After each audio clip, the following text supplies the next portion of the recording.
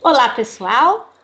É um prazer estar aqui hoje com vocês e poder compartilhar desse nosso encontro com a professora Kilsan de Oliveira, que é doutora em educação, mestre em psicologia, escritora de literatura infantil, bailarina, militante do Movimento Negro Unificado e também com a Natália Lopes dos Santos, que é especialista em docência da educação infantil, especialista em sociologia da infância e mestranda em educação do programa de pós-graduação em educação da Unicamp, minha aluna de mestrado.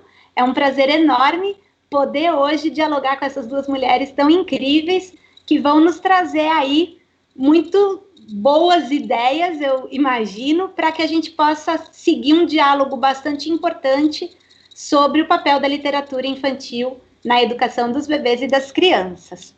Então, é um prazer imenso tê-las aqui conosco hoje. E eu, então, vou passar a palavra para a Natália, dar as boas-vindas à professora Kilsan, e depois, então, a professora Kilsan começa uma conversa com a gente. Tá bom, Natália? Com você, então. Olá, Gabi. Boa tarde, Kilsan. Quero iniciar, agradecendo a oportunidade de estar aqui hoje nesse encontro, expressar a minha imensa alegria, a minha imensa gratidão de poder dialogar com a Kilsan, que é uma referência tão importante para nós enquanto mulher negra e enquanto profissional da educação, Kilsan, muito obrigada por se disponibilizar a vir aqui conversar conosco, conhecer um pouquinho, do trabalho que eu estou desenvolvendo, juntamente com a orientação da Gabi, e trazer contribuições, agradeço também a presença da professora Ellen, que intermediou esse encontro, e a presença da Núbia, Kilsan, eu gostaria de começar, falando um pouquinho dos seus livros, que são livros maravilhosos, Kilsan. Eu tive a oportunidade de entrar em contato mais com o livro do mundo do Black Power de Taió, e eu fiquei encantada com a qualidade das imagens, com o conteúdo da história, e fiquei, assim, muito emocionada, em saber que hoje em dia, a gente pode contar com pessoas como você, que está interessada, em trazer materiais, trazer boas referências para as nossas crianças.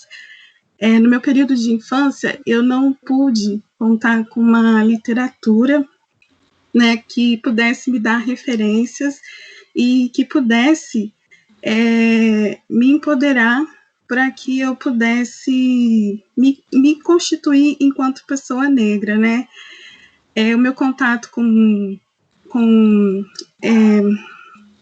escritores negros, ele acontece mais recentemente, é mais na vida adulta, e eu acredito que se eu tivesse tido a oportunidade de ter referências, e como a que você tem feito e que tem contribuído, muito provavelmente a minha experiência enquanto menina negra, durante meu processo de infância, durante a minha juventude, seria outro, E então, Kilsan, eu queria que você, pudesse compartilhar conosco um pouco da sua trajetória, dizer para a gente como é que surge o movimento de escrever literatura para crianças negras, como foi esse processo, como você faz, a escolha da temática, dizer para a gente como que é esse processo de produção, em que você se inspira para construir, para elaborar, literatura para esse público-alvo que você tem direcionado. Olá, primeiro lugar aqui, agradecer essa possibilidade de troca, de conversa, de diálogo.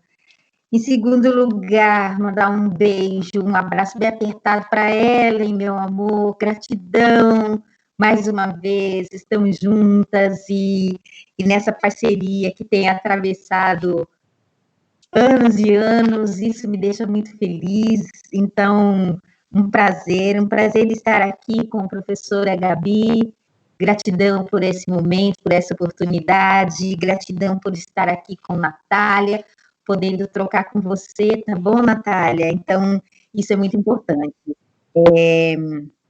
Portanto, refletir, portanto, como eu tenho elaborado esses textos, eu não tenho como deixar de retornar à minha infância, né? Porque eu acredito muito nisso, que as nossas histórias e trajetórias de vidas, elas deixam rastros, né? E esses passos, eles podem tanto caminhar para frente quanto para trás.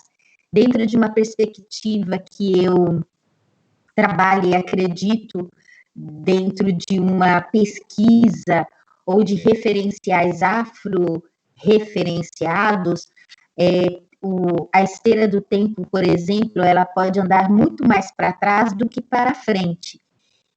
Ocidentais pensam sempre no futuro, né?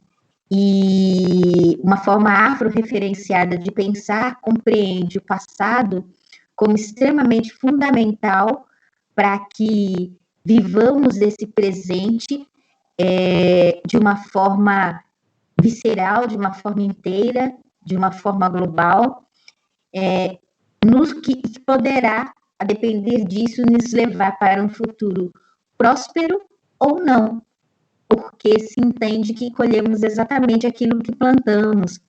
E só conseguimos plantar para pensar e refletir como eu escrevo, como eu escolho os temas, é importante, acaba sendo fundamental eu falar sobre esse processo desde a minha infância, né?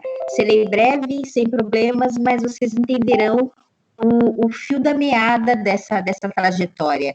Eu fui para a escola com 2 anos e meio, eu tinha uma escola em frente à minha casa, né? Uma escolinha de fundo de quintal, numa periferia do ABC Paulista, e eu ficava olhando da janela e via as crianças chegando com as bolsinhas, né, com as malas, e eu dizia coinha, coinha, e aí um dia minha mãe me colocou nessa escola.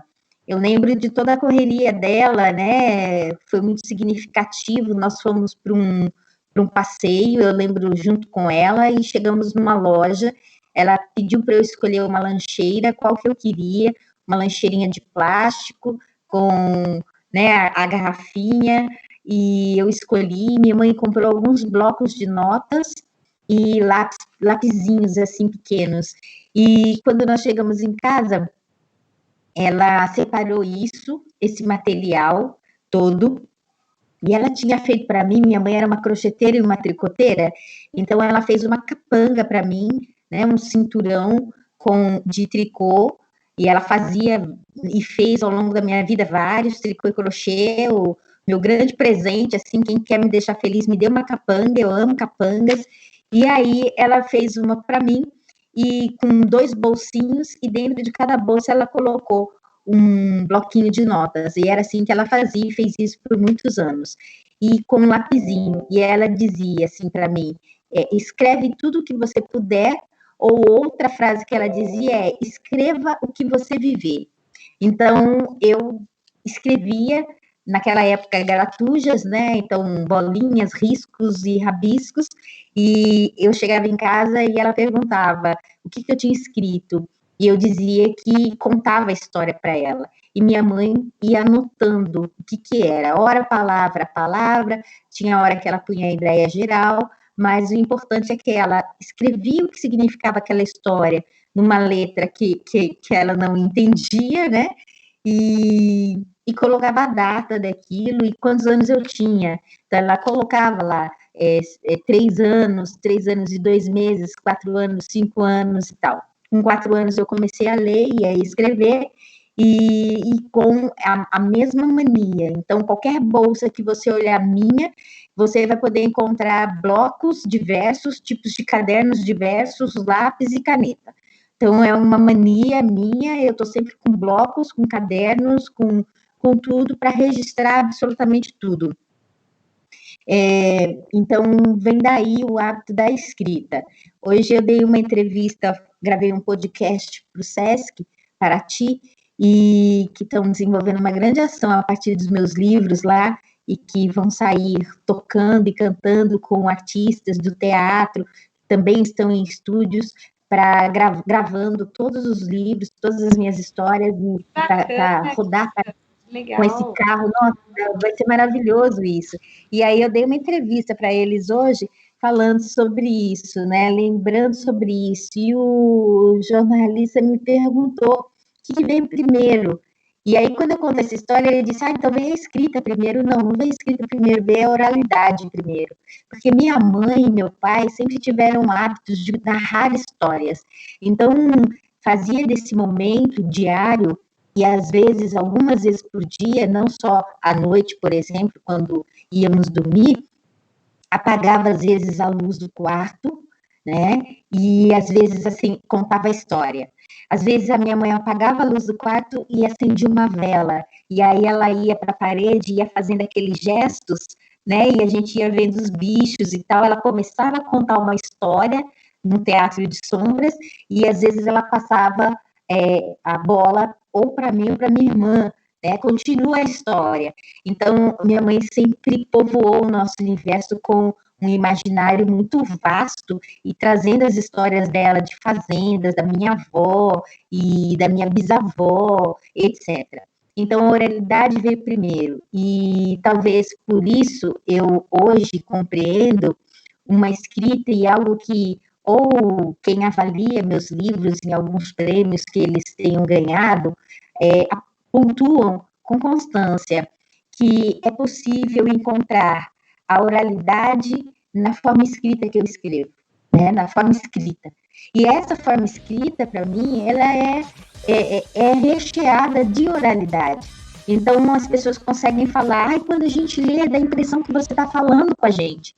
Então, eu reconheço isso como um traço ancestral africano, né, da ancestralidade africana, que tem também, mas não só, na oralidade, um recurso fundamental, extremamente importante, de transmissão de saberes, transmissão de conhecimentos e das culturas locais, né?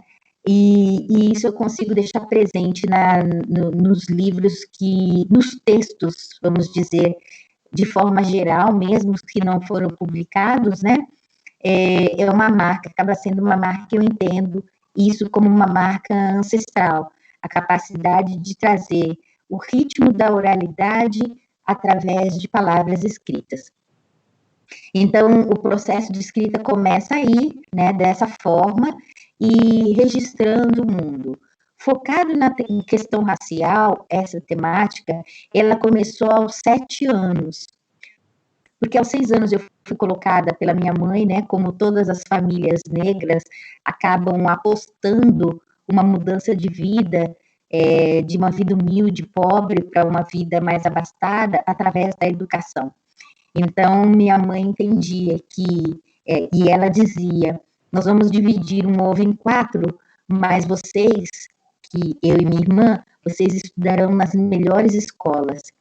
E aí minha mãe nos colocou numa escola de freiras, perto de casa, particular, fazendo um grande sacrifício para pagar. Meu pai trabalhava, né, era operador de caminhões e tal, e aí resolveram que daria para pagar as nossas mensalidades ali. E foi nessa escola que os corpos de minha irmã e o meu sofreram as maiores atrocidades em termos de racismo.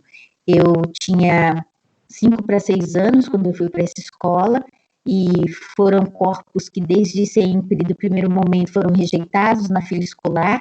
As crianças saíram correndo no nosso primeiro dia de aula, eu procurei a filha da minha irmã, quem seria a professora da minha irmã, sabia o nome, fui procurando qual era a freira, encontrei, coloquei minha irmã, 2 anos mais nova que eu. Então, se eu tinha 5 para 6, ela estava com 3 para 4, mais ou menos. E aí, a coloquei na fila, e as crianças saíram correndo, gritando que a macaca tinha entrado na fila. E aí, eu fui para a minha fila, procurar a minha, e aconteceu a mesma coisa. Eu não vi por parte da freira, que seria minha professora, uma reorganização, a tentativa da reorganização da fila e da ordem estabelecida ali, que eu tinha visto todo mundo durinho na fila, até o momento de eu colocar a minha irmã na fila dela e eu chegar na minha fila. Então, as crianças subiram alinhadas, ela abriu os braços, assim, as crianças vieram todas assim, né, igual um pintinho embaixo da galinha mãe, e foram juntos subindo as escadarias, né, dessa forma, alinhadas, eu costumo dizer. Enquanto as outras crianças foram subindo com as outras professoras em filas, e quando eu percebo, estamos eu e minha irmã no meio daquele pátio, uma olhando para a cara da outra, assustadíssimas, tentando entender e elaborar o que tinha acontecido. Segurei a mão da minha irmã e fui acompanhando as crianças e as professoras subindo as escadarias, nós por últimos. Fui procurando as salas de aula, achei a sala da minha irmã, deixei lá, fui para a minha sala, enfim. Eu tinha um problema de bexiga, na bexiga, então eu não conseguia segurar o xixi por muito tempo. Eu tinha um atestado para poder ir ao banheiro no momento que eu pedisse.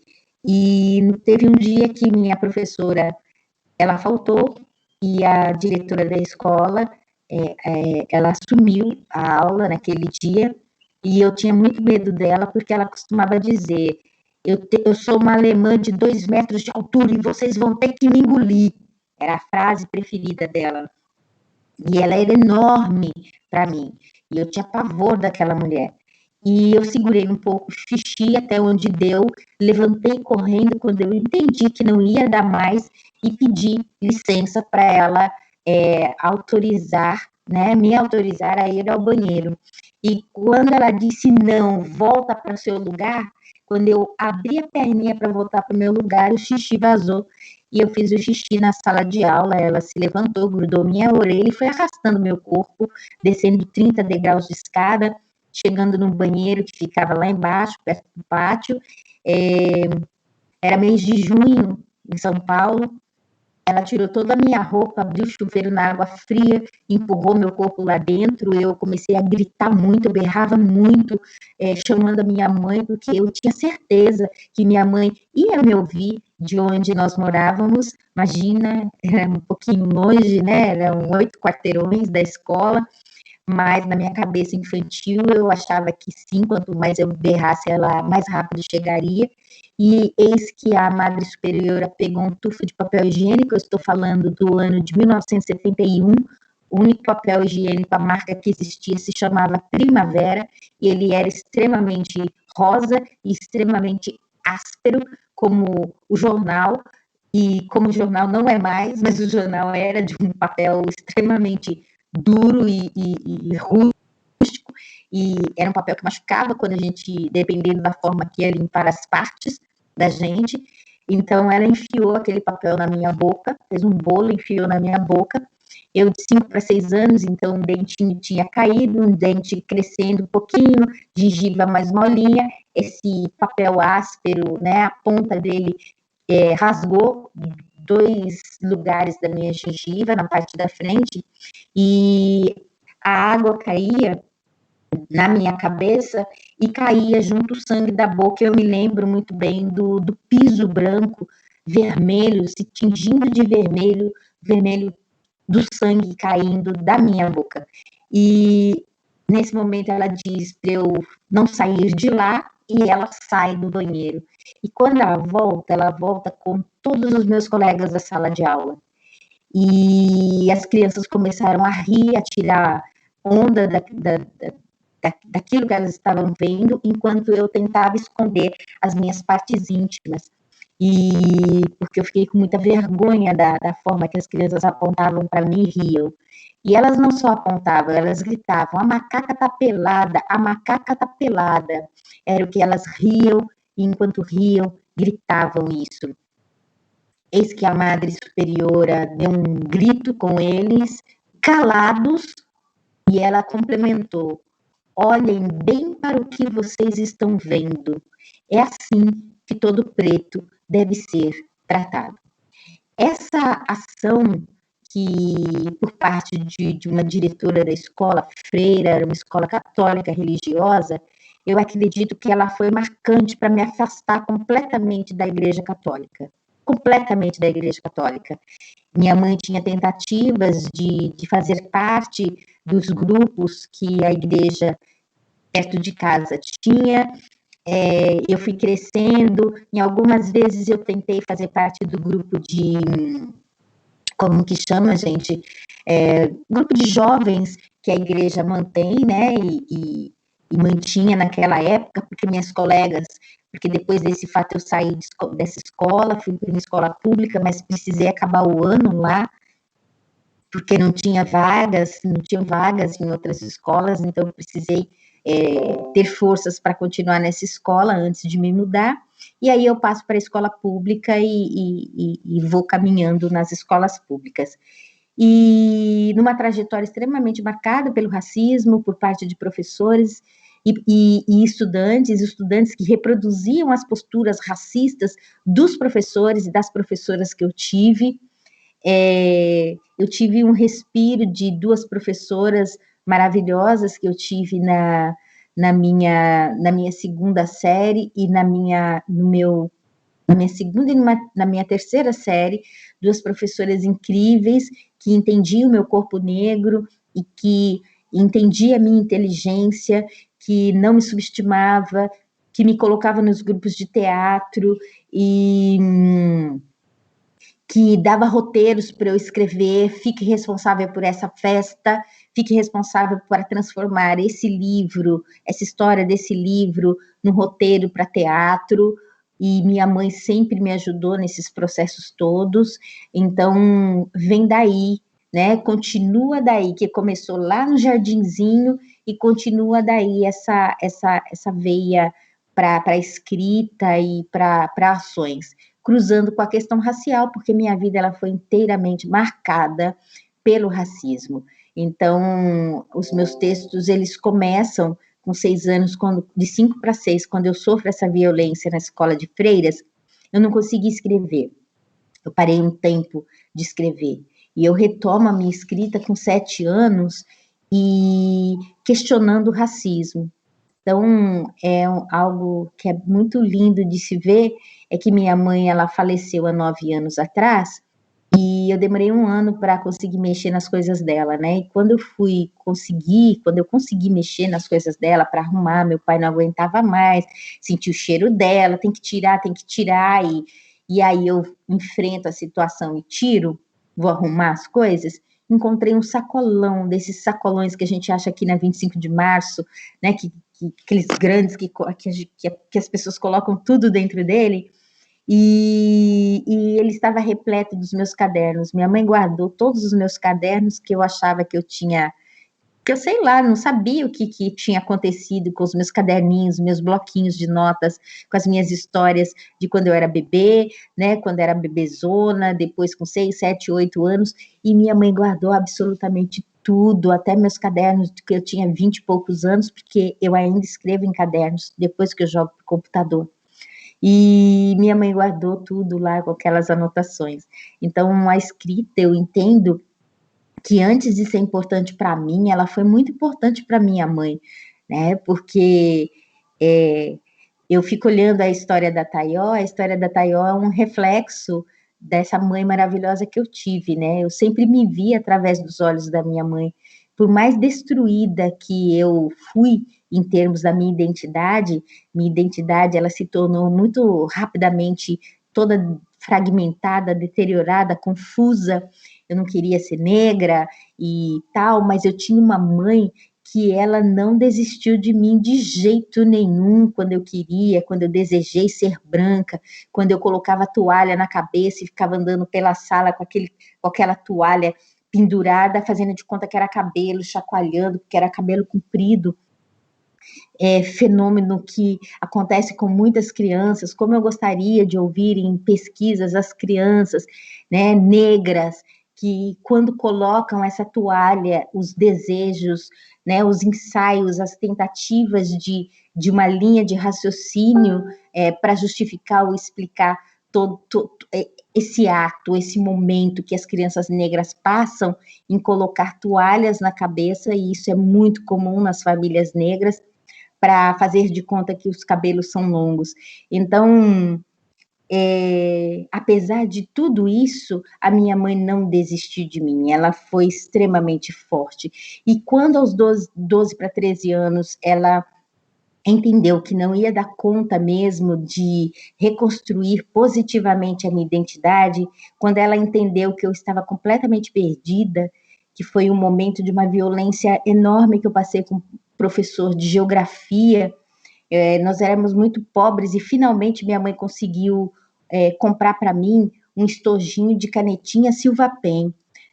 Canetinha Silva Pen era um objeto de desejo das crianças na década de 70, assim como todos os catálogos, os brinquedos presentes nos catálogos da empresa Estrela de brinquedos, eles soltavam os catálogos e faziam umas promoções, uma divulgação vamos dizer que era uma propaganda, divulgação de imprensa, sei lá, que saía na Rede Globo 2 meses antes do Natal.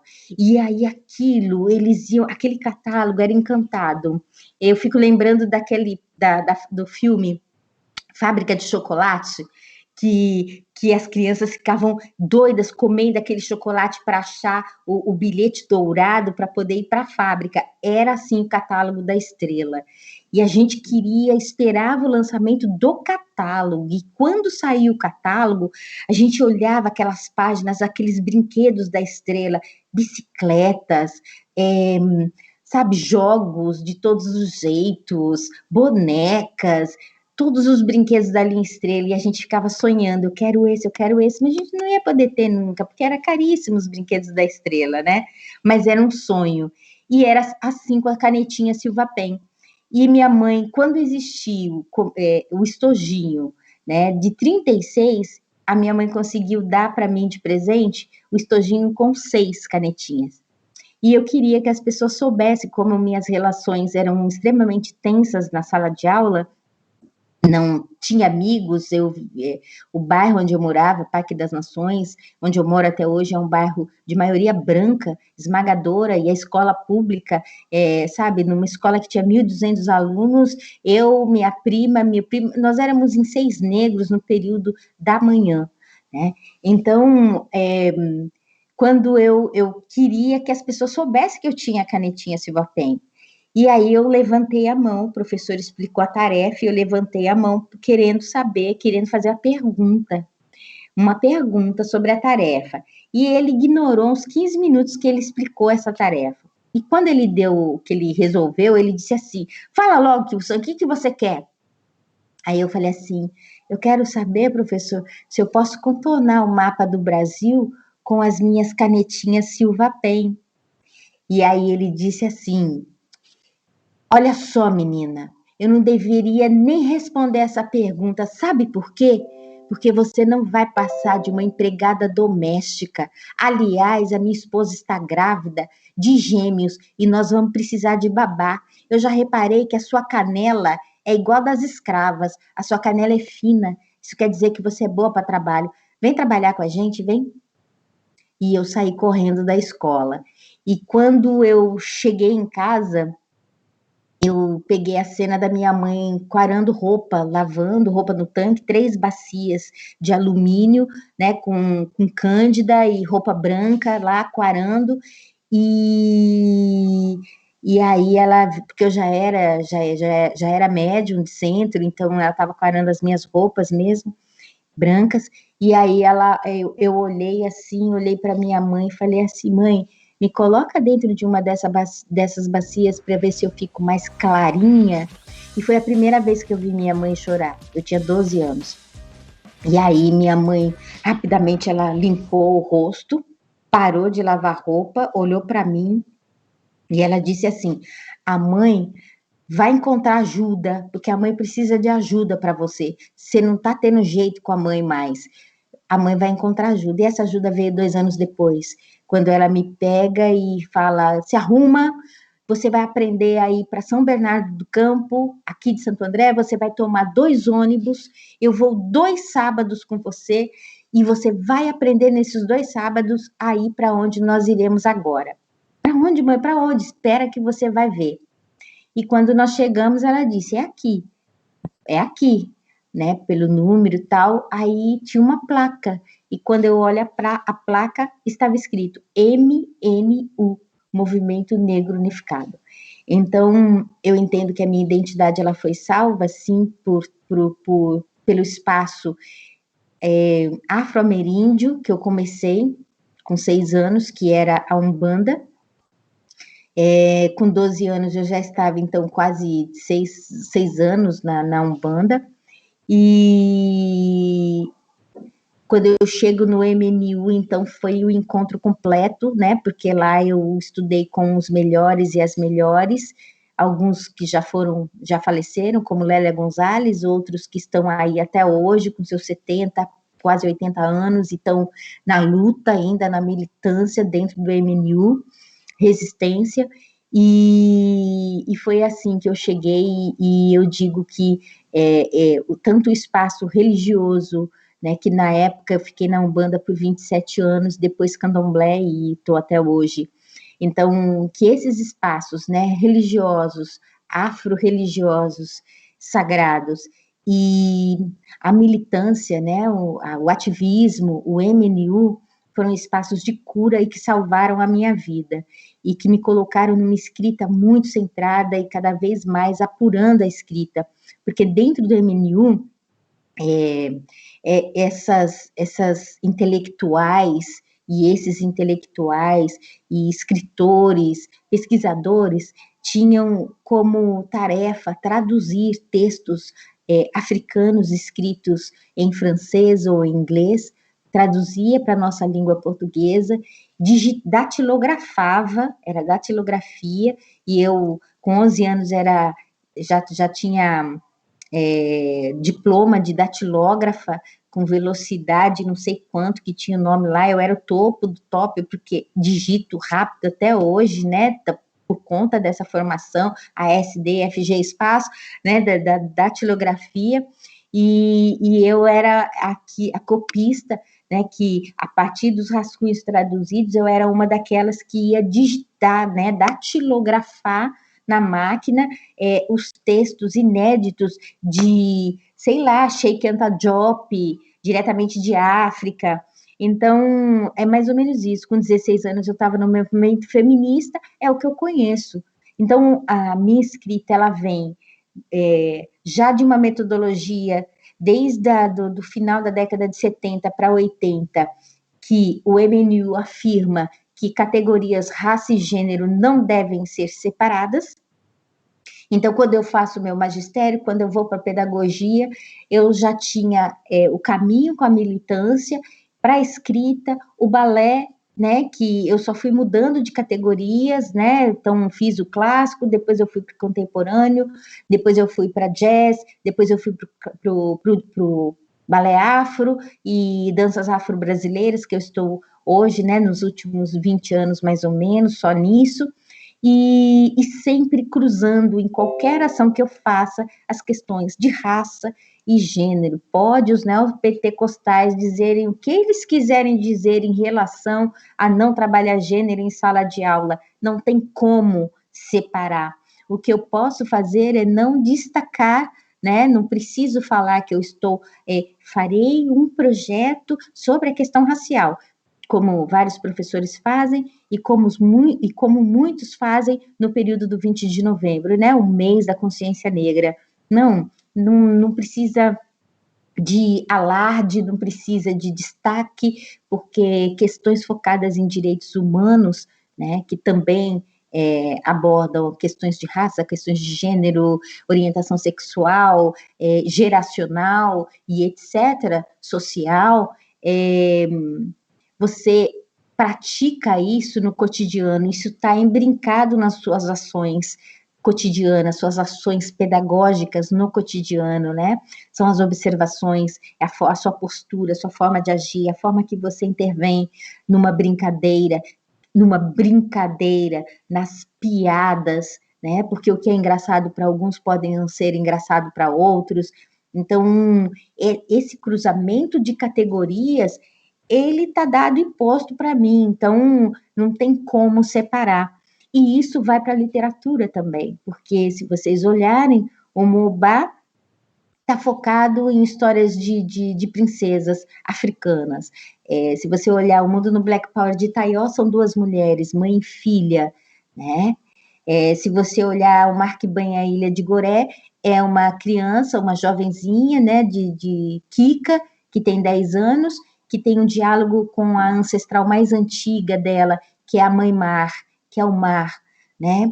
E lá ela dialoga com os tambores, porque os tambores falam, os tambores têm vida, e ela conhece e conversa com crianças de 4, 5, 6 anos, que têm autonomia e que dialogam e fazem os tambores dialogarem com qualquer pessoa e com ela também. Então, é uma... Né, e agora a gente tem o Akin, né? E agora tem o Akin. E o Akin, ele trata especificamente de masculinidades afetivas, né? Da editora de cultura e ilustrações Rodrigo Andrade, e tem a irmã caçula, que é uma menina, né? E que é muito bem cuidada pelos irmãos, né? Com respeito, com carinho, recebendo carinho, principalmente o irmão, a Femi tem 4 aninhos e o irmão Caim tem 6, então eles dois são muito mais próximos, o Akin tem 12, né?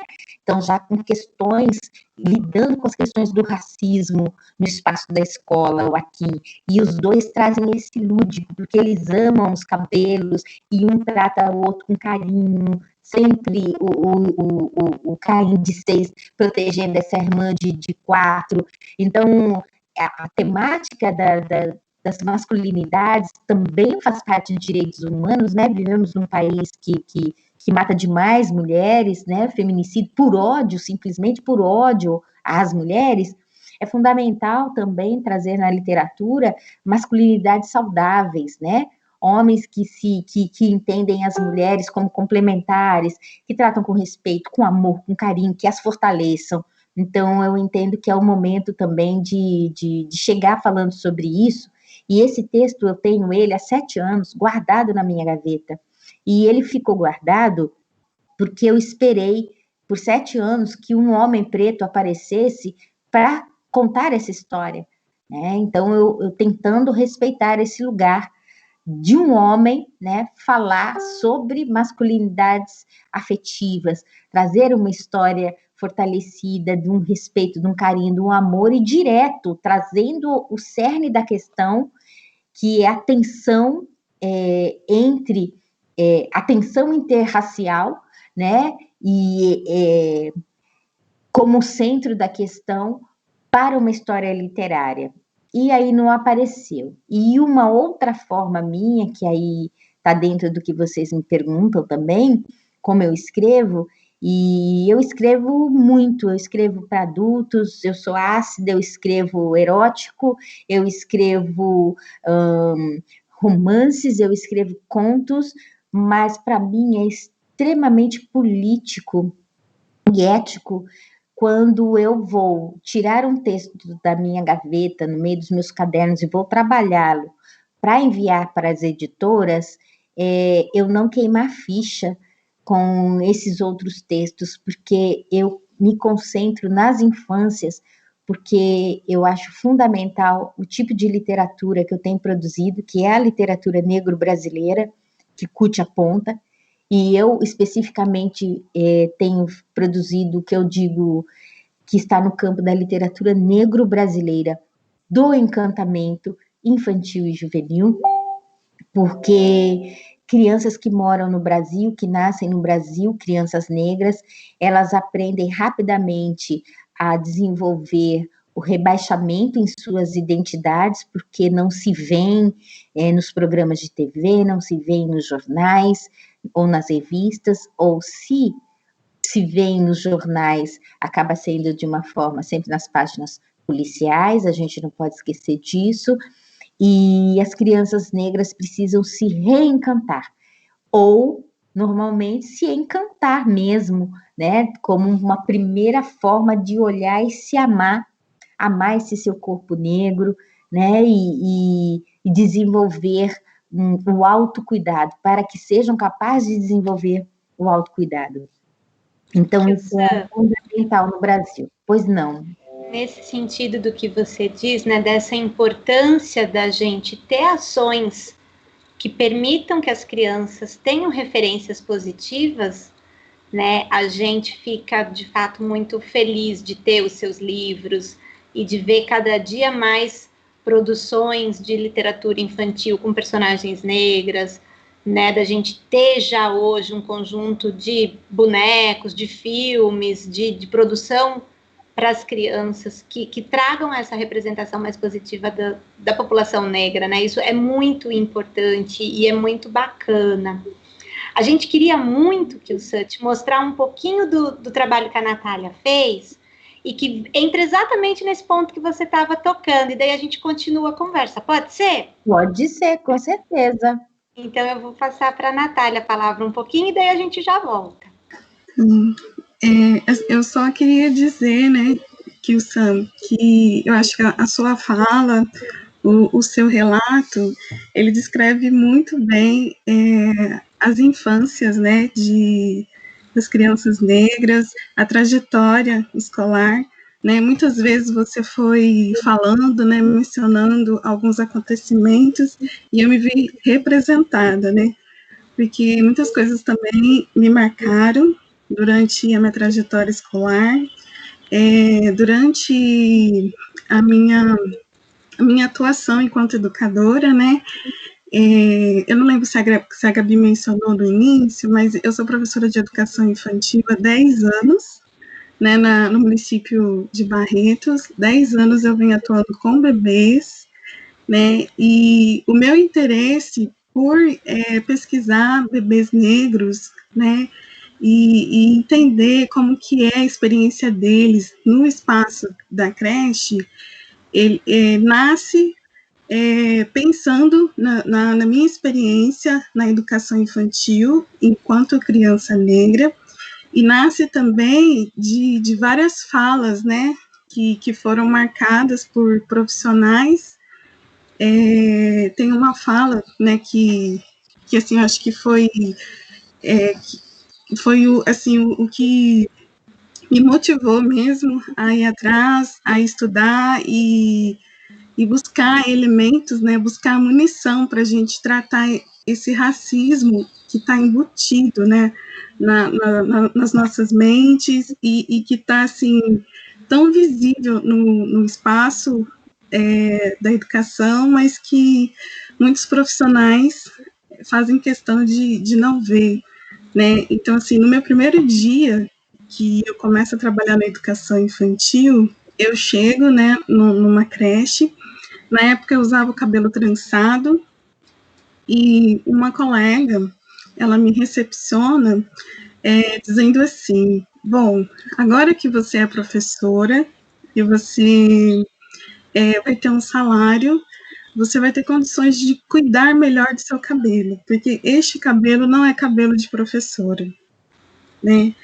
E na época, eu não tinha nem como reagir, né, a esse tipo de comentário, porque, ao contrário de você, né, eu não tive uma família que pudesse me dar alicerces, né, não porque eles não quisessem, mas é porque eles também não receberam essas referências, né, eles não tiveram, ao longo dos seus processos educativos, né, forma de lidar com esse racismo. E aí a gente também cresceu assim, né, e eu simplesmente, no dia seguinte, tirei as tranças, alisei o cabelo e voltei para a creche com o cabelo alisado. Mas aí foram acontecendo outras situações com os bebês, né? Eu percebia que essa questão do cabelo era uma coisa que incomodava muito as professoras, né? Então, muitas vezes eu ouvia comentários de colegas dizendo: fulano tá com cabelo parecendo cabelo de vassoura, né? A mãe não pentea, né? E, sabe, aquilo ia me incomodando, e chegou um ponto, assim, não posso mais me silenciar, né? Porque eu sei o que isso marca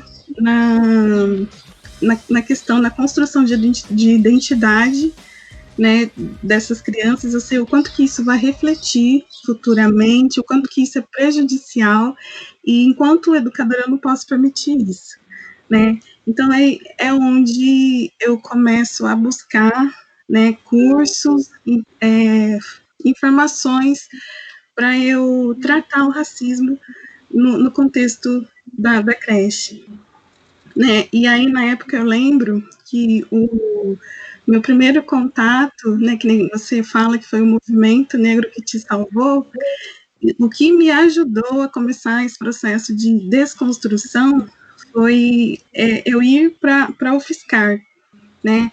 Na época, o primeiro curso que eu fiz na UFSCar era um curso especificamente voltado para a população não subrepresentadas, né, que você tinha que ser negro, indígena, ou então pessoa com deficiência.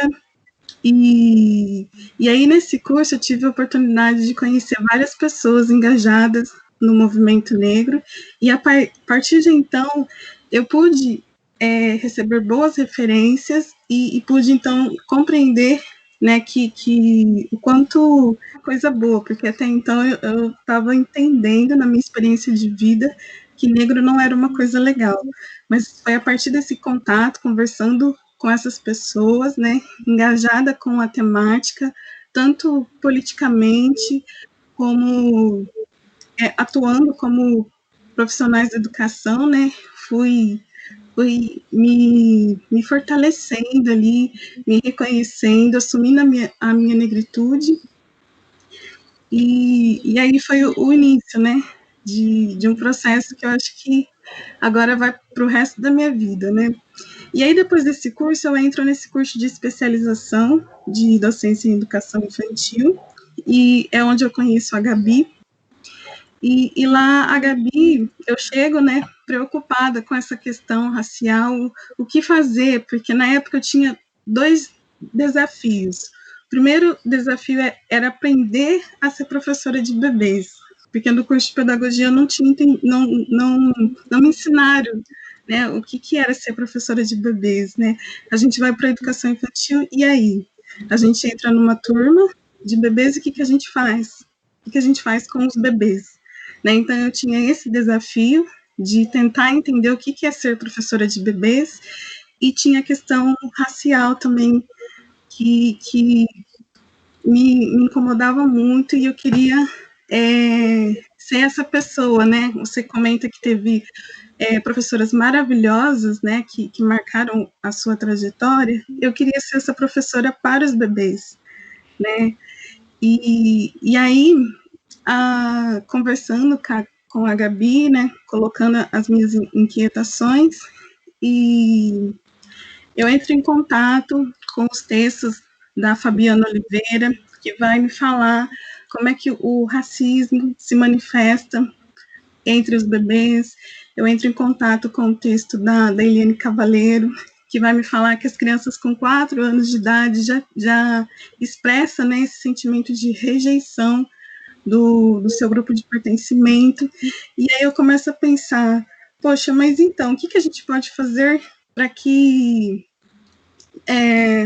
não esperar até os 4 anos para começar a fazer uma ação de desconstrução do racismo, né? O que eu posso fazer antes, né, já com os pequenininhos? E aí a Gabi me convida a investigar os livros, né?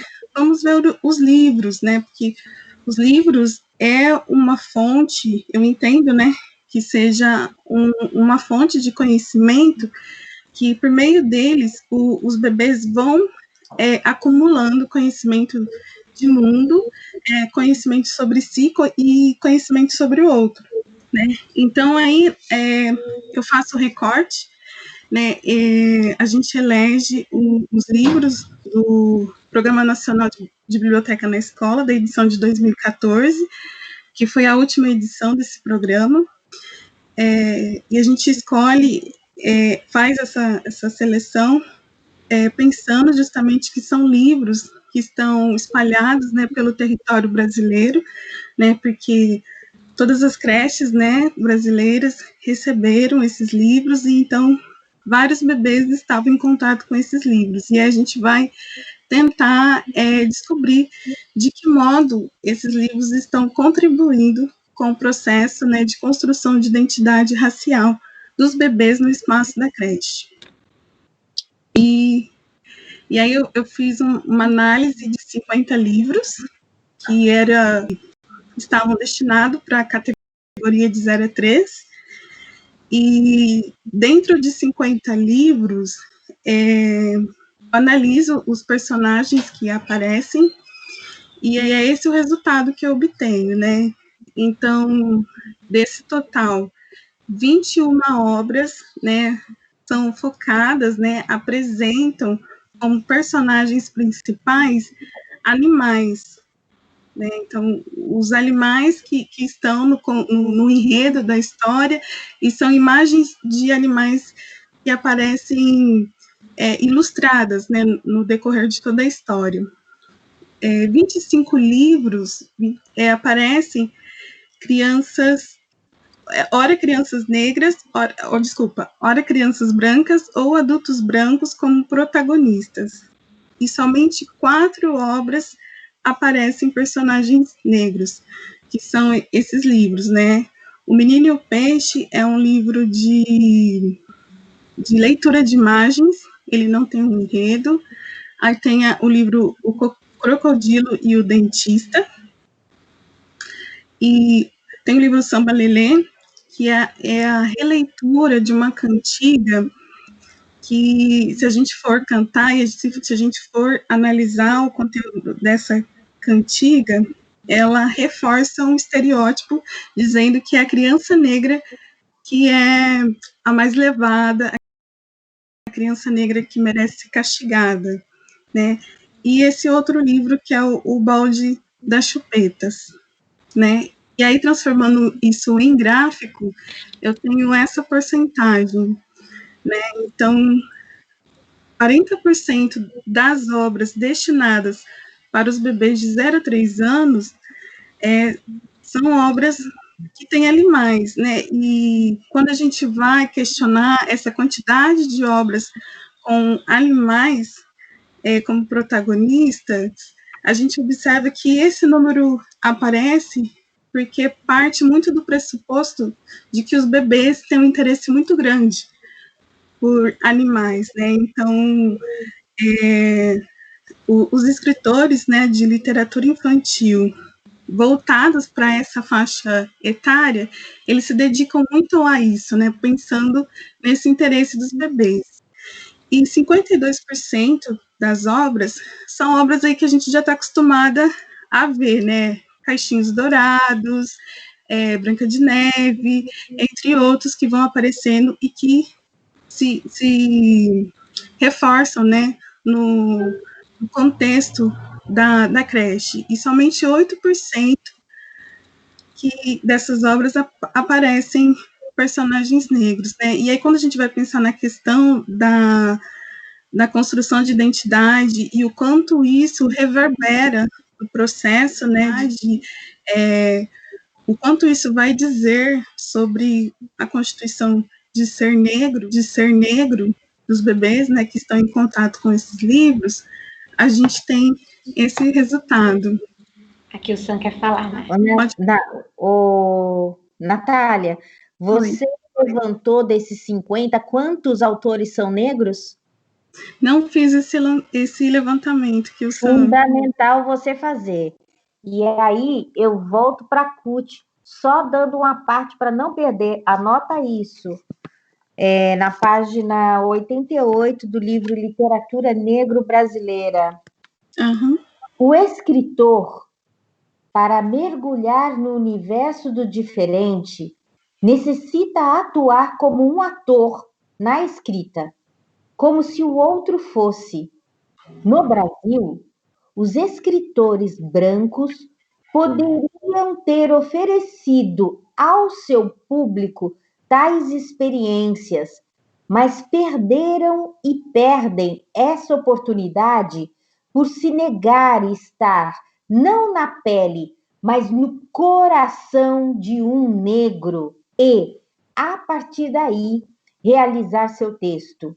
É que os preconceitos também têm sua profundidade e participam da moldagem da personalidade e até do estilo. Fecha aspas. Então, para mim, essa citação, ela é fundamental, porque os brancos é que estão aí divulgando essa literatura infantil e juvenil no Brasil, né? Há séculos, e perdendo a oportunidade de lutar através da literatura por um país mais justo, pela dignidade humana, por pessoas mais nobres. Eu fui para uma banca, para uma live, uma mesa da Taba, que está gravada, com Lázaro Ramos, com Heloísa Pires, etc.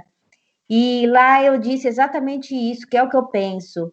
Eu estou cansada dessa mesmice da literatura infantil brasileira, porque eu quero saber quem é que provoca deslocamentos na literatura infantil. E, por enquanto, eu estou vendo eu provocando esse deslocamento, mas eu nunca vou estar num patamar de estar sendo considerada uma grande escritora de literatura infantil, porque eu sou negra e por conta do racismo estrutural. Porque é essa mesmice que eu falei na Taba, que eu estou falando aqui, em termos de literatura infantil. Eu não aguento essas histórias com bichinho. A galinha faz cocó, o galo Sim. faz có. O gato faz miau, a vaquinha faz mu. Eu não aguento mais essas histórias. E não aguento uma vida inteira. Estou com 54 anos. Porque é isso que a literatura que o branco tem feito tem nos entregue de presente. E sendo considerada uma literatura incrível, fantástica. São os que ganham jabuti. Eu fui atrás, há 2 anos atrás, eu fui atrás de cada livro infantil que ganhou jabuti. Falei, eu quero saber a fórmula, eu vou estudar. Os grandes escritores me criticaram quando eu falava para eles que eu estava fazendo isso. Mas eu quis saber, eu precisava saber. Qual é o segredo para ganhar o jabuti? Porque a Tayó concorreu ao Jabutizinho e ela a violência que sofremos, e eu sofri essa violência só vendo o relato anônimo da pessoa que analisou o livro da Tayó. E a primeira pergunta feita e escrita com caneta vermelha foi: será que essa mulher não sabe que essa criança, a personagem dela, sofreu racismo na escola?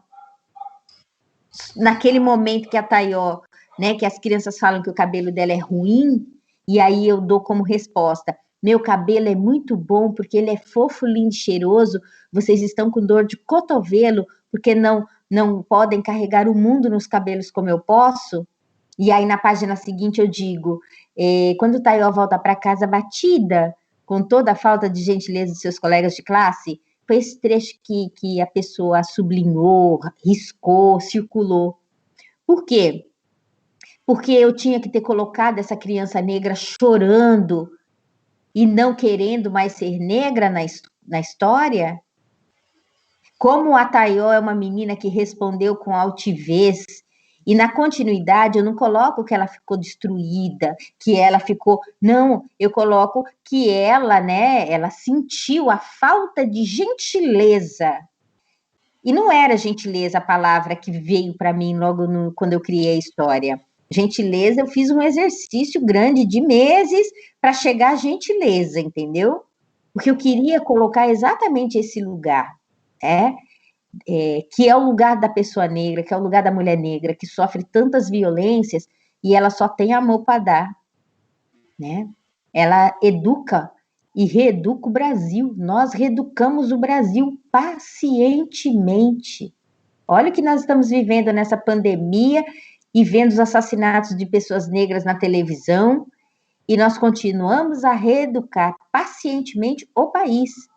Então, é esse lugar de Taió. Ela reeduca o mundo com a forma que ela se entende, que ela olha, que ela tem a relação com a mãe. É algo muito maior que está por trás de tudo isso, entende? Uhum. Então, quando eu trago essa citação de Kuti, dessa literatura negro-brasileira, e o papel fundamental que ela tem, é diferente de literatura negra. Sim. É diferente de literatura afro ou afro-brasileira. A literatura negro-brasileira, ela precisa vir à tona com tudo. E não é todo negro que escreve literatura negro-brasileira, não. Sim. Então, é preciso ter essa objetividade, né, de entender isso, e por isso começa a ser fundamental nas pesquisas como a sua, levantar exatamente qual a raça-cor dos autores. Tá, são 50 títulos. Quantos títulos pertencem aos mesmos autores? É uma coisa. Uhum. Qual a raça-cor desses autores? É outra coisa. Fundamental saber, né? Porque aí sim eu entendo que essas pesquisas dessa natureza começarão a ficar interessantes, trazendo cruzamentos não repetitivos da mesma perspectiva que outras já trazem, mudando categoria de infância, né? Trazendo bebês, ora educação infantil, ora a idade mais ou menos de Fundamental 2 ou Fundamental 1.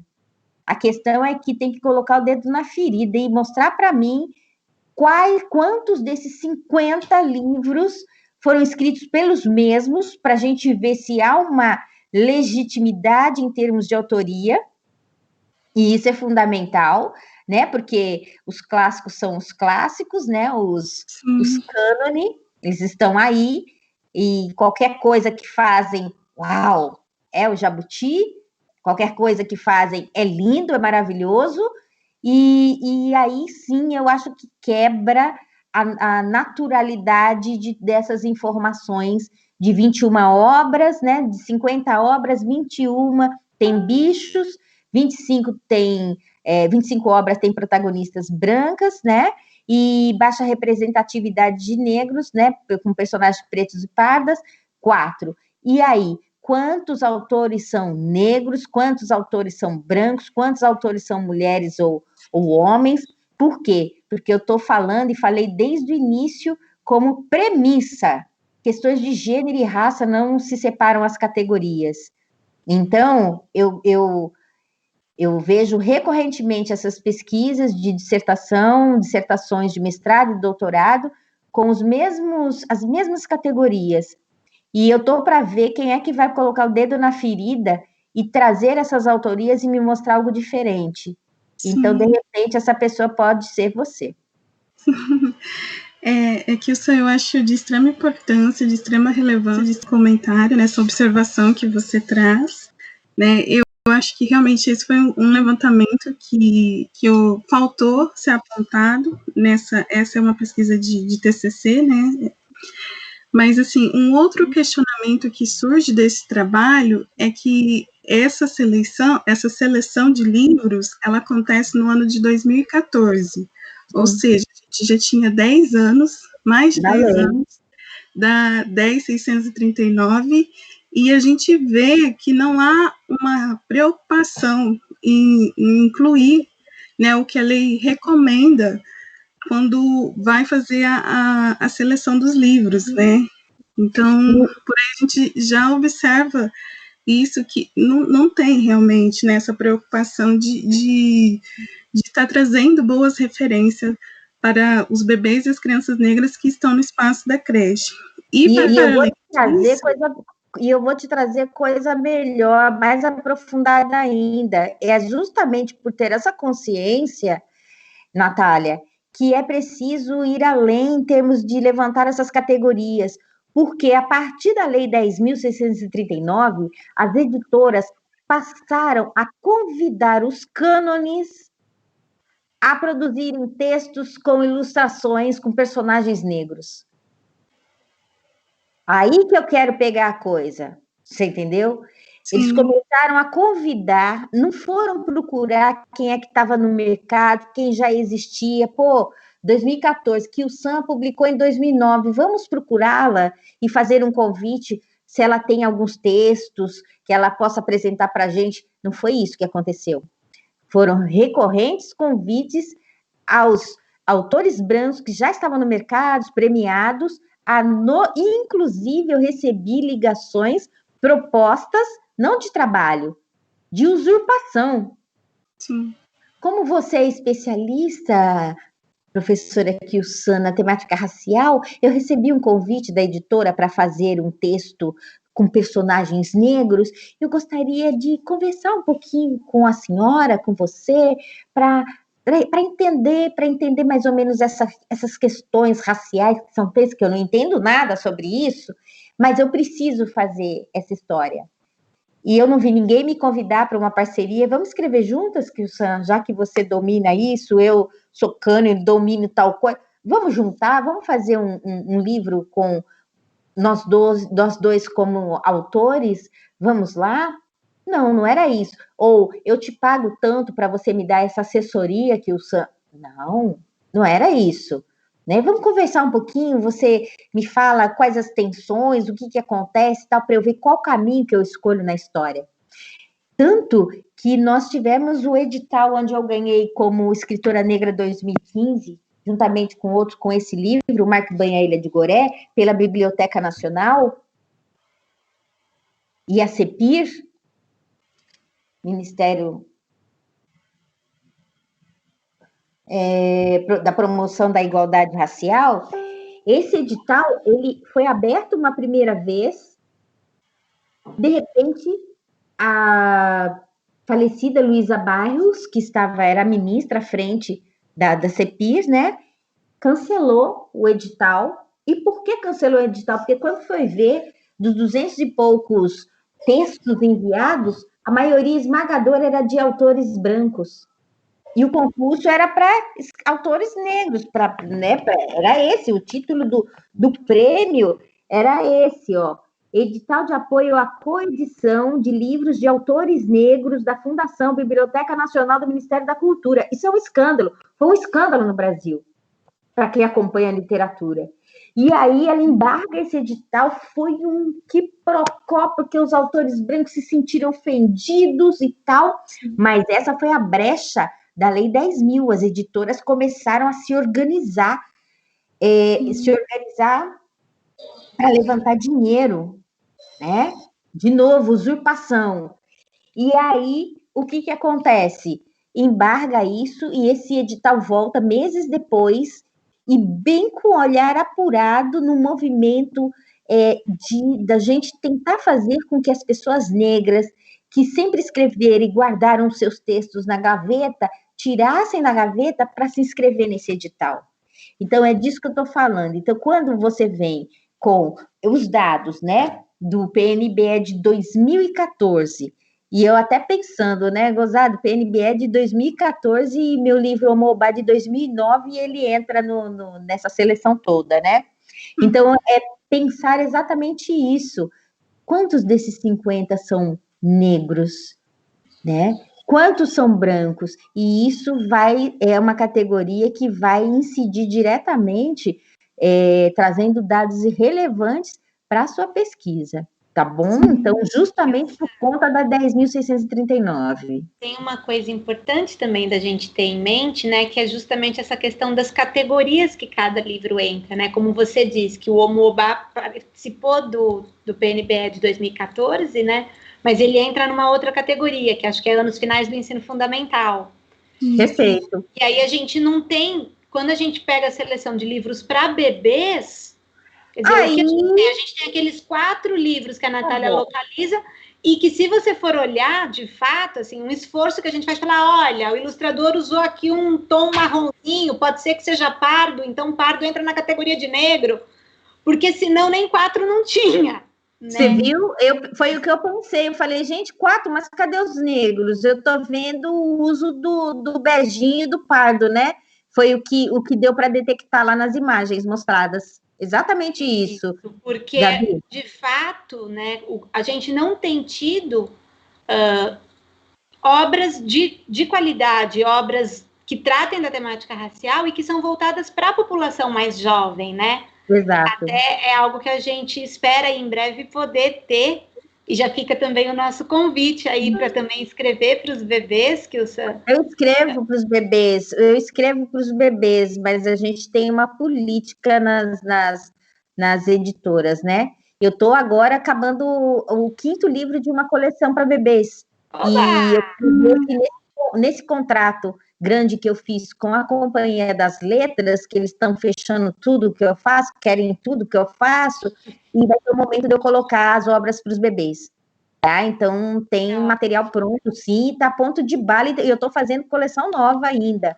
Então, eu acredito que dentro disso, nessa parceria nova, recém, com a Companhia das Letras desde janeiro, que eu vá conseguir fazer isso, é que eles têm uma prioridade para lançamentos. Eu estou para lançar 2 livros com a Companhia das Letras esse ano, já estão atrasados. Então, um é o da Taió, que a gente ainda não tem um nome fixo para ele, mas a partir do projeto que eu lancei o ano passado das tirinhas da Taió, né? Então, agora ele vai virar um livro, e já tinha lançamento previsto aqui no Brasil e lançamento previsto nos Estados Unidos, então ele está chegando. Tem um outro texto que é Mãos, que também está chegando aí, né, daqui a pouco, e tem um 3º livro, então 2 ficaram para esse, na verdade são 4 livros pela editora Companhia das Letras, 2 ficaram para esse ano, e os outros ficaram para o ano que vem. E eu estou tentando, a minha ideia é justamente essa, com os dados da não existência significativa de produção literária para os bebês com personagens negros, e que saia dessa coisa do bichinho, né, de trazer isso para o ano que vem, né? Então é uma esperança que eu tenho nesse sentido. Porque eu também trabalhei muito com berçário, né? Então eu sei do valor dessa literatura aí para os bebês. E a gente tem uma expectativa muito grande mesmo de poder enegrecer um pouquinho mais esse espaço dos bebês na creche, né? Vou devolver a palavra para a Natália continuar, então, para a gente mostrar essa cartografia dela também. Eu acho que essa expectativa não é só nossa, mas como também das famílias, né? Na pesquisa de mestrado, justamente pensando, né, nessas experiências, né, que a gente vive ao longo da nossa trajetória escolar, eu entrevistei algumas mães. Na minha pesquisa de mestrado, eu tento compreender como que é o processo de inserção dos bebês negros no contexto da creche. Né? Então, eu acompanhei alguns bebês, né, durante os primeiros dias, e além de acompanhar os bebês, eu conversei com as famílias, né, e conversei mais especificamente com algumas mães, né, eu tive, acho que só 2 pais participando, falando um pouco, né, sobre essa experiência de inserir os bebês no espaço da creche, e uma das preocupações, né, uma das hipóteses da pesquisa era saber se a questão de ser negro era uma preocupação inicial das mães, né, sabendo que elas já passaram por esse espaço e muito provavelmente são marcadas por experiências, né, positivas ou negativas nesse contexto. E aí eu percebi que em 2 famílias as utilizam de livros de literatura infantil para trazer esse empoderamento. Né? Eu lembro que eu visitei, tem uma família que eu tive a oportunidade de ir na casa, né? Eu conversei com a mãe no contexto familiar, e ela me levou até o quarto do bebê, me mostrou uma estante de livros, né, e são livros que não são voltados para os bebês, mas ela me falou, olha, todo dia eu trago uma historinha, eu conto, né, eu mostro as imagens, porque eu quero que ele cresça empoderado, né, que ele cresça sabendo que tendo um alicerce, né, do que ele é, do que é ser negro, tendo boas referências, né, referências positivas, né, e as mães, elas se pautam muito nos livros de literatura infantil, né, e elas buscam selecionar com muito cuidado, né, então, muito provavelmente, né, a gente está aguardando a produção, né, o lançamento desses livros aí, que com certeza vão ser muito apreciado por essas famílias, né? E a gente vai ficar aguardando ansiosamente para que eles cheguem, né, no espaço da creche. Mara, gratidão. E aí nesse processo também um outro dado que surge da minha pesquisa, né, é que o processo de transição, a saída do bebê do contexto doméstico e a entrada do bebê no espaço da creche, ele é marcado também não só pela questão do bebê ter que entrar, ter que se ambientar uma nova rotina, um novo espaço, né? Enfim, a chegada dele na creche implica também o início do processo de embranquecimento, né, desse bebê. A gente vê todo o trabalho das famílias, né? Eu acompanho o trabalho das famílias de empoderar esses bebês antes deles chegarem no espaço doméstico, no espaço da creche, e aí depois acompanhando eles nos primeiros dias, a gente vê todo esse trabalho sendo desconstruído, né? E aí essa cartografia, ela retrata um pouco do que os dados da minha pesquisa refletem. Então, essa cartografia, ela retrata o movimento de uma mãe e de um bebê. Então, retrata, né, essa cartografia, ela retrata o trajeto que a mãe e o bebê faz todos os dias ao chegar na creche. Então, todos os dias eles chegam e são recepcionados por uma funcionária que se identifica como branca, né? Então, o círculo vermelho e o asterisco marrom representam a mãe e o bebê pretos, né, que se identificam como pretos. Os quadrinhos em azul que aparecem, eles representam um espaço da creche que é marcado por uma branquitude.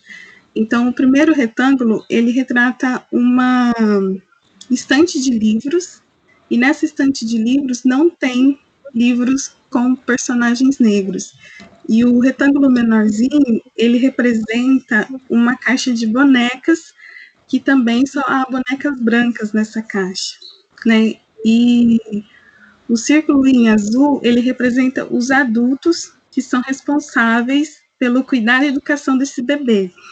Então, a gente vê nesse espaço a predominância de adultos que se identificam como brancos. E o asterisco em azul, eles representam os bebês, né, que pertencem, que são, né, componentes da turma, que esse bebê frequenta, e que a família identificou como brancos também, né? Então, por aí, a gente vê que no espaço da creche, logo nos primeiros dias, nas primeiras semanas, né, nos primeiros meses, esse bebê ele vai ser cercado por uma branquitude, né, por um conjunto de elementos que remetem a uma branquitude, e que isso, ao longo do tempo, vai nos processos que nós já conhecemos, né, que é a questão da rejeição, do grupo de pertencimento, a questão de não aceitar a cor da pele, não aceitar a textura do cabelo, né? Então, por meio disso, meu intuito com esse trabalho mobilizar os educadores, né, para a gente começar a pensar nessa questão desde o início, desde os primeiros dias, né, como é que a gente muda esse processo para que tenhamos, né, uma educação antirracista e crianças, né, mais empoderadas, né, mas que a questão, né, que tenhamos uma... Então, eu só queria comentar que, né, o quanto que é importante mesmo, né, você estava dizendo para a gente agora, Kilson, dessa questão de como ter uma política como a implementada pela Lei 10.639 mobilizou as editoras a ter que produzir material para vender, para atender a lei, né? Perfeito. E a gente sabe o quanto que é importante políticas públicas para promover a produção e estimular a produção de novos materiais. Porque esses dados que a Natália traz para a gente, de um espaço absolutamente embranquecido na caixa de brinquedos, na estante de livros, nos programas e nos desenhos e filmes que passam nessa televisão, e até mesmo em quem está conseguindo acesso à creche, que a população negra ainda não está sendo representada do mesmo modo que a população do bairro aonde a creche está inserida, né? Então, o quanto são importantes políticas específicas para que a gente possa ter essas caixas de livros, essas caixas de brinquedos, não mais como esses quadradinhos azuis do mapa da Natália, mas que em algum momento em breve a gente possa ter esses espaços mais misturados, né? Então, acho que a gente queria te ouvir também um pouco para a gente finalizar e te agradecer por estar contribuindo para a produção de material que torne as bibliotecas das creches menos brancas, como nessa imagem. Sim, eu acho que é importante aqui contribuir com... Eu acho que eu vou contar um caso aqui, 2 casos, né? E você tinha falado também que ia nos mostrar um livro que você traduziu, que a gente vai ficar aqui esperando. Verdade. Tá, deixa eu até colocar aqui. Um caso aconteceu quando, numa creche em Diadema, em 2014, 2013, por aí, eu fui chamada para essa creche e a diretora dizia assim na ligação, eu, gestora pública, né, eu fiquei 12 anos implementando a Lei 10.639, monitorando, acompanhando no município de Diadema, e aí ela dizia, vem para cá que uma mãe tá louca e ela disse que vai processar o município todo. Falei, ok, mas por que eu? Vem cá que você vai entender. Chego na escola, era um berçário, chego lá, eu vejo a cena, né? Uma cena de uma mulher negra gritando muito, muito brava, muito nervosa, alterada. E qual é o fato, né? Ou qual foi o fato ocorrido lá? A mãe entregou o bebê dela no berçário de manhã, foi trabalhar, quando ela volta no final da tarde para pegar o bebê, ela pega o filho dela com o cabelo esticado na prancha.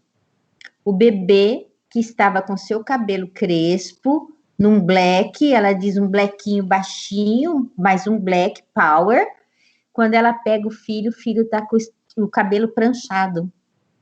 A professora gritava. De chapinha, assim, você fala, alisado? Menino com o cabelo com chapinha. A professora esticou o cabelo do menino. E a gente desfritou, né? E aí a mãe não era vista com bons olhos por conta do nervosismo dela, da alteração dela, e como se aquilo fosse qualquer coisa, né? E então esse é um caso que a professora justificou o seguinte: Kilson, por que você fez isso? Como que você fez isso? E ela, para mim, é um caso atípico, porque é uma mulher, uma professora branca, daquelas professoras que não perdia nenhum curso focado em educação das relações étnico-raciais, uma aliada no combate ao racismo. Então, quando a gente fala que o racismo ele está introjetado no corpo das pessoas, é disso que eu estou falando, tá? E aí eu dizia, como você fez isso? Como você conseguiu? Como que você deu conta de cometer um ato desse? Eu não acredito, você. E ela dizia assim, Eu não sei, que o Sam. Falei, o que você pensou? Ela pensou o seguinte, que o cabelo da criança negra é um cabelo crespo e que dá muito trabalho para pentear no berçário, para cuidar. Que quando ela arruma as crianças, né, para entregar para as mães, o cabelo da criança negra é o que mais demora para arrumar, porque embaraça e tal. E ela quis entregar a criança bonitinho, arrumadinho. Foram as duas palavras que ela usou, bonitinho e arrumadinho. Né? Então, que o cabelo do jeito que é crespo é muito complicado para mexer. E um outro ponto é que a areia do tanque de areia para muito mais nos cabelos crespos do que nos cabelos lisos. E a gente sabe que não é isso, né? Para em qualquer cabeça, qualquer tipo de cabelo, a areia vai cair e vai parar mesmo. Então, esse é um caso que eu gostaria de contar. O outro caso é que por perceber que a escola estava muito branca, né, a creche estava muito branca, uma diretora, ela começou a tentar convencer o grupo de profissionais da educação a formarem, a criarem um projeto único da diversidade que incluísse as questões raciais e da inclusão das pessoas com necessidades educativas especiais. E nesse sentido, em relação à inclusão, os professores até que aceitavam mais, mas a questão racial jamais. E aí eu fui chamada para fazer uma conversa, uma mediação. Fui lá na escola, uma escola com 23 professores, e atendi, conversei com eles e tal, e a primeira coisa que eu fiz, porque eu não conhecia aquela creche, foi, me leva para passear, gente, vamos fazer um tour pela creche, eu não a conheço, eu quero saber quais são as imagens que vocês estão fixando nas paredes, o que está pintado, desenhado, nas salas de aula, o abecedário está representado com que imagens, né, o A, B, C, o que é, quero ler, quero ver. E aí eu fiz isso. Então, bom, como sempre, a gente constata que a escola é branca, né?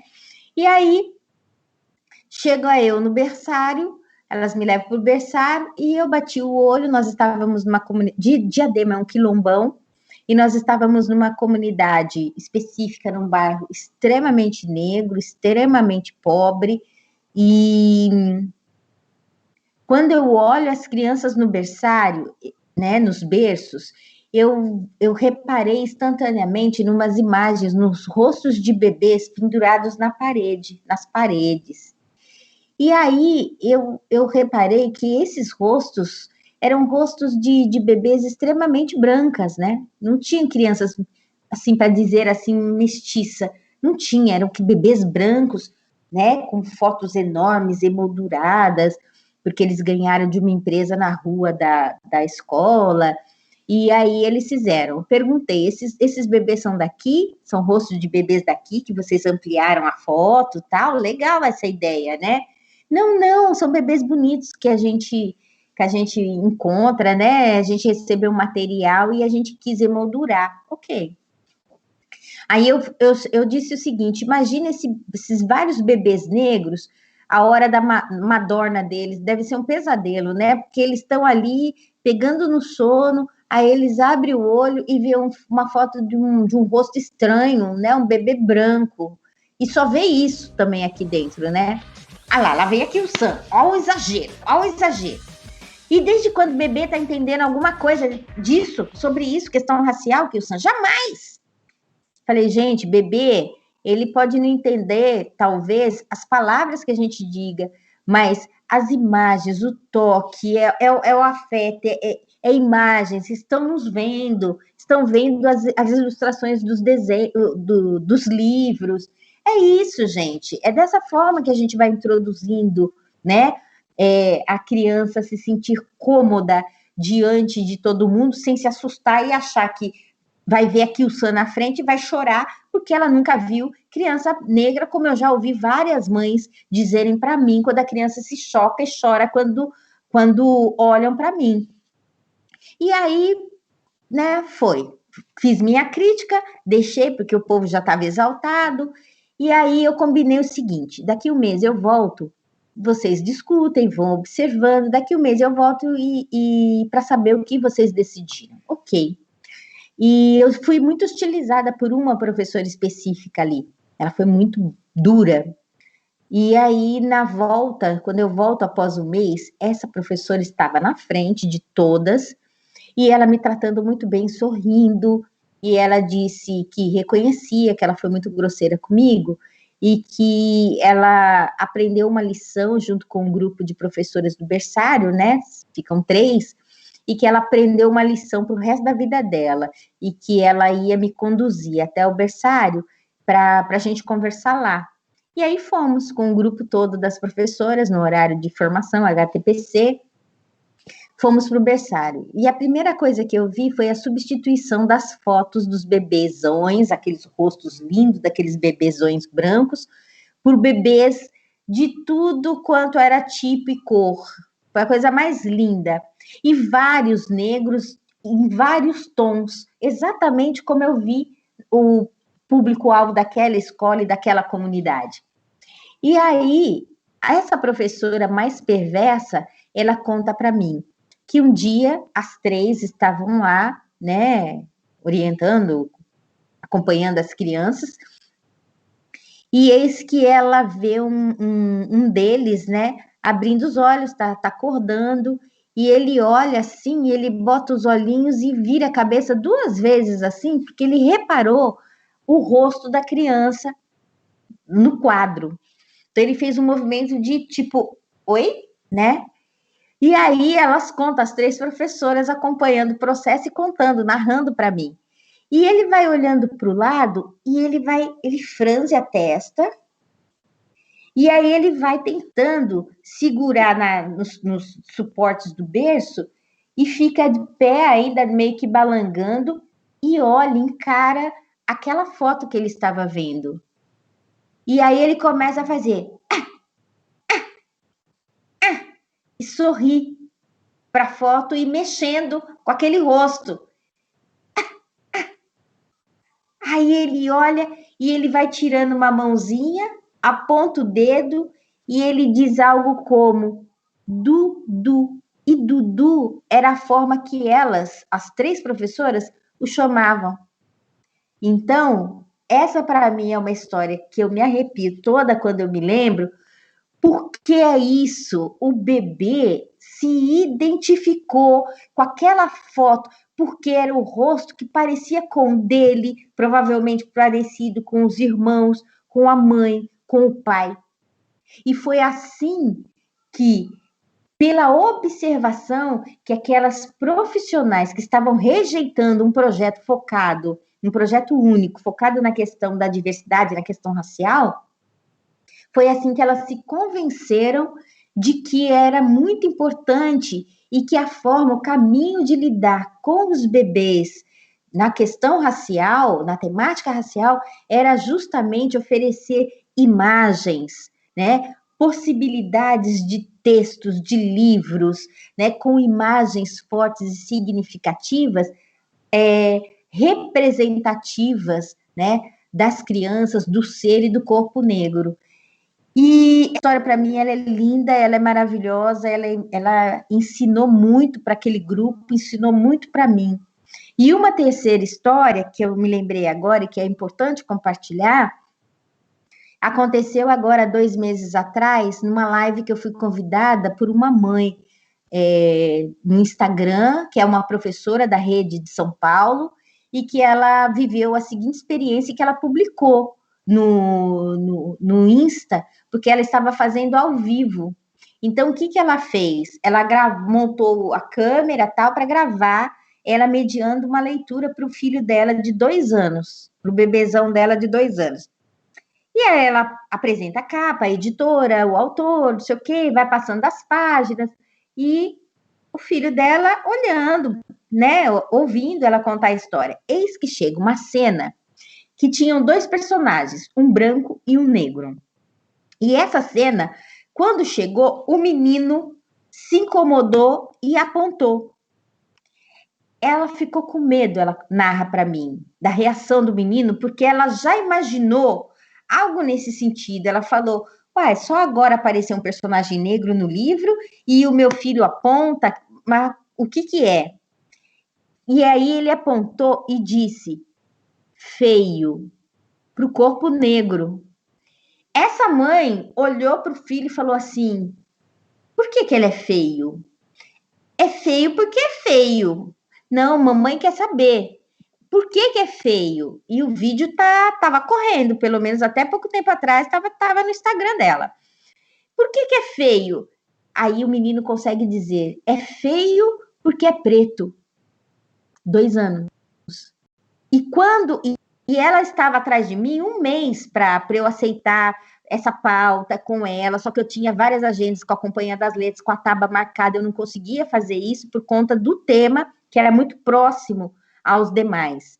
E aí, quando ela conta isso para mim e manda o vídeo, aí eu falei, não, eu vou ter que dar um jeito. Foi onde eu marquei o encontro com ela, porque ela disse que outras mães, amigas dela, brancas, estavam falando, comentando, quando interagiram com ela a partir desse vídeo, dizendo que os bebês delas estavam emitindo rejeição aos corpos negros, né? Seja por palavras ou quando chegava perto. E ela falou, e aí eu comecei a andar atrás de você, Kyu-san, para você ajudar a gente. O que a gente faz? São bebês pequenos. Eu nunca tive esse tipo de conversa em casa com meu marido. Como? De onde que ele está tirando isso? Como que a gente faz? Era a grande questão, e eu fui para a conversa a partir desse vídeo. Então, é mais do que urgente tratar das questões das relações étnico-raciais desde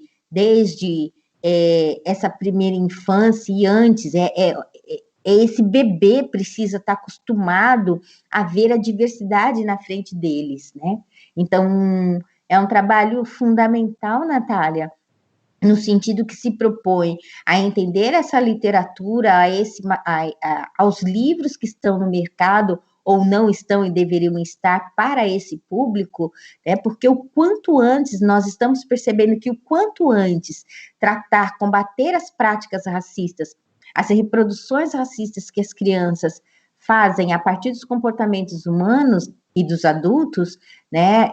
O quanto antes melhor, para a gente tentar sair da barbárie em que nós estamos submersos e as crianças junto conosco no meio de tanta sujeira, de tanta violência, de tanta barbárie.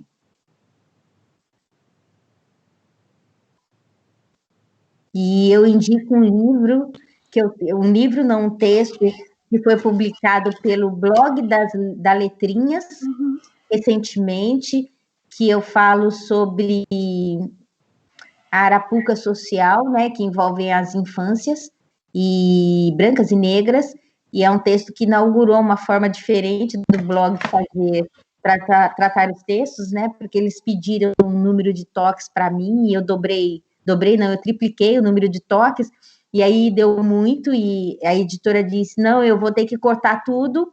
Falei, ok, então corta aí. De repente ela me liga novamente e diz, não vou cortar nada, nós vamos dividir o texto em 3. Por 3 semanas seguidas, o povo vai receber um texto seu de um determinado tamanho para ter a sequência da história. Então, eu fiquei muito feliz, é um texto bastante forte e que fala da forma que eu vejo as infâncias, como os adultos têm visto as infâncias, né?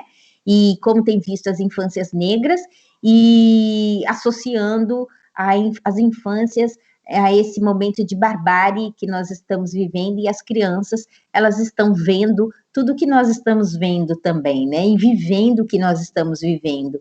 E é onde eu falo um pouquinho dessa arapuca social e dessas infâncias capturadas, né, e enclausuradas aí, e eu acho que é um texto que vai ser bem interessante para vocês também, ok? A gente vai deixar aqui na descrição do vídeo, o pessoal que quiser acessar mais fácil, já localizar facilmente, porque de fato é um material que vale muito a pena, né? Tudo que você tem feito tem sido incrível, né? Como é bom ter você com a gente. Gratidão, gratidão. Eu vou passar a palavra, então, para a Natália fazer as suas últimas considerações para a gente poder encerrar. Perfeito. Kyu-san, eu acho que eu só tenho a agradecer por tudo que você trouxe, né? Eu tinha pensado em trazer o comentário do texto, né, Arapuca Social, que recentemente eu tive contato com esse texto e ele me ajuda muito a pensar essa questão do processo de inserção, né, dos bebês no contexto da creche. E agradeço por você ter mencionado aqui, né? E fica muitas reflexões a partir da nossa conversa, né? Fica o desafio de eu voltar no meu trabalho de TCC e pensar nele melhor, e também fica muitos questionamentos, muitos pensamentos para eu já desenvolver agora no meu trabalho de mestrado.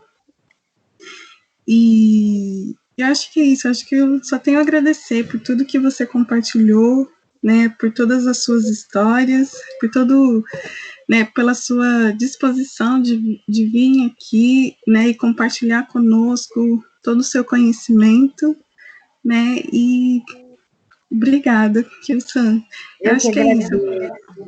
Gratidão, Natália, é um prazer imenso ter estado aqui com você, estar aí ouvindo você falar e apresentar o seu trabalho, né, seus caminhos de reflexões fundamentais, né, fundamental esse tema que aborde os bebês, né, então eu fico muito feliz com isso, porque é essencial, eu atuo com as infâncias pensando nisso, né, que é ali que a gente precisa atuar, e cada vez mais eu tenho certeza absoluta, e mais do que certeza, que já vem há um tempo, mas o envolvimento e o comprometimento de produzir uma literatura de qualidade para os bebês, né, e o quanto é necessário isso, e trazendo já essa questão focada em direitos humanos, né. Então, eu acredito que vai ser um grande passo, não só para mim, né, e que outros autores e autoras pensem dessa forma também, né, e eu acredito que, sei lá, eu acredito muito no poder ancestral que eu carrego, que está comigo, e não só comigo, com todas as mulheres, com todos os homens, mas já que eu sou a agente, né, e eu vou criando. Então, no momento meu de criação, eu acredito muito em olhar os sinais, entender o que a ancestralidade está querendo dizer, né? E cada vez que eu consigo entender o que ela me diz, ela está sempre focando para o poder feminino. Então, isso não é à toa, né? Quando a gente vai ver a África enquanto berço da humanidade, um dos mitos de criação, por exemplo, na cultura Yoruba, o mito da criação do universo, foi uma mulher que criou o planeta Terra e o céu e o universo, né? Então, isso é muito importante, ela não saiu da costela de um homem, ela não é parte de um homem, ela simplesmente é o todo, né? E pensar que essa mulher, ela carrega essa útera, né, essa cabaça da existência, essa Ibaiuá, né, que tem poder de criar, e todos nós saímos dela, portanto, a ela nós devemos toda a reverência, todo o respeito, né, e pensar nessas relações como grandes mães que somos. Então, é um grande exercício para mim, e fundamental trazer isso para a escrita e para a literatura, e compartilhar com as infâncias, né, para que venham de pequenos aprendendo a respeitar o poder feminino, a respeitar de onde saíram, né, e saudar com respeito, com dignidade, com altruísmo, com amor, né, amorosidade, essas mulheres que têm movimentado o planeta, né.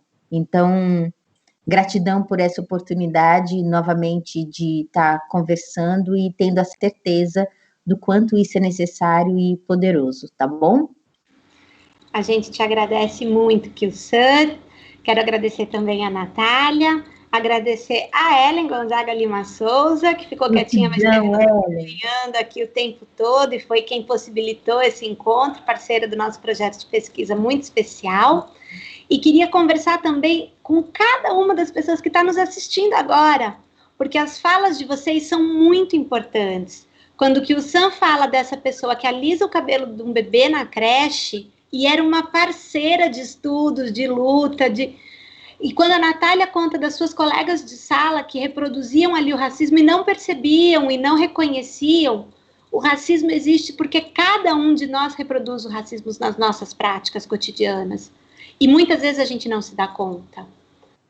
Então, é muito importante que a gente estude, que a gente leia, que a gente pense, que a gente esteja atento aos modos como cada um de nós estamos reproduzindo racismo no nosso dia a dia, seja na escolha dos livros que vão ser lidos, seja na decoração da parede da sala, seja no tratamento com as crianças. Se a gente não lutar contra o nosso racismo, a gente não muda o mundo. Então, gente, uma educação antirracista precisa de nós, precisa não só das pessoas que sofrem o racismo no seu dia a dia, na sua pele, mas de todo mundo junto lutando por uma educação antirracista. Eu espero muito que vocês tenham gostado desse vídeo. Aqui embaixo na descrição vai ter também o índice, então quem quiser rever de novo, voltar num ponto específico, aproveitem aí, não esqueçam de curtir o vídeo e de se inscrever no canal. Bom, prazer imenso estar aqui com vocês hoje e até o nosso próximo vídeo.